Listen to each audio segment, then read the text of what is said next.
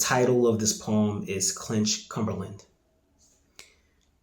I am a Clinch river running, a forever water dashing, as aqua white pouring over against the backbones of my cliffs. Those whose hands bury into me will lift them as open palms drenched of surviving clams still alive, proof that life is still worth living. You can hear my fluidity gush between the teeth of rocks, falling over the green moss of Cumberland stones. Hear the boughs of trees bow into my cold brook.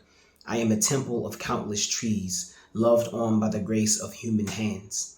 I am a forest for the living bird, perched to a dangling branch, staring to an endless sky. I am a mountain of whispering white water falling, crashing into a rippling wave. You can see the puffy white clouds on the mirror of my waters move against the stillness of my river, and flowers, they bob their heads, wiggling in the fall wind, bouncing over the tall grass, stretching their long necks afar.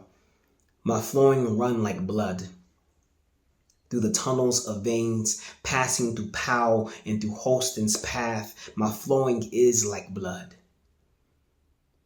Where muscles filter me, protecting me from harm, clinging to the unclean. If I am alive, then those who dwell in me live, not as the undead, floating as pollution does.